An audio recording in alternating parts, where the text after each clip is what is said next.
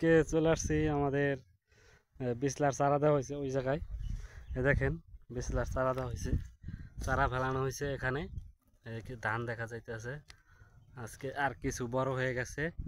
ওই দেখেন কিছু বড় হয়ে গেছে, ওটা কিছুদিন বাদে লাগানো হবে।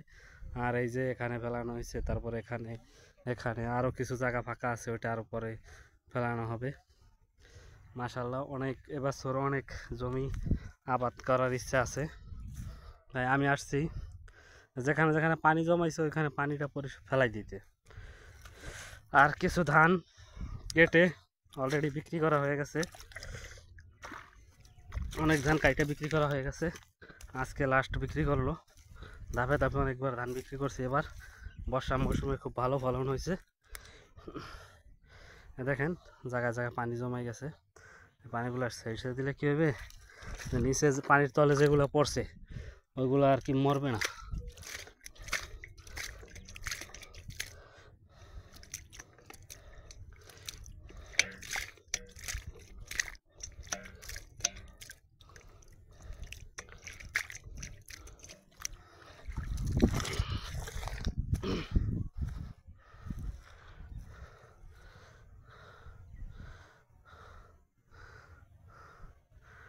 দেখেন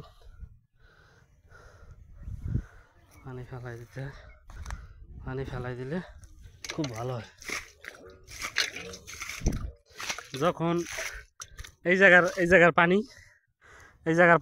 এখন এই বড় বিছলাই দিয়ে দিয়েছি, এই জায়গায় এখন পানি দরকার, আর এই জায়গায় এখন দরকার নাই।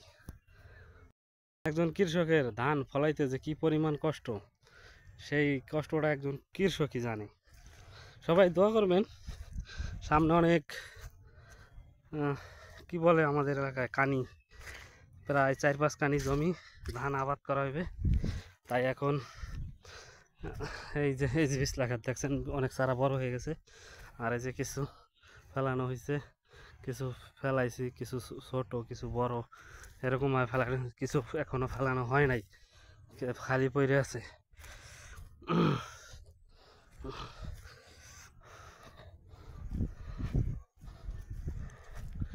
কথা বলছেন,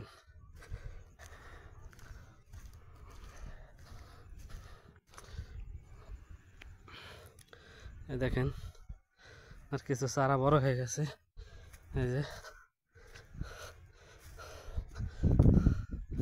এই যে কিছু চারা বড় হয়ে গেছে মাশাল্লাহ, এগুলা কিছুদিন বাদে রোপণ করা হবে।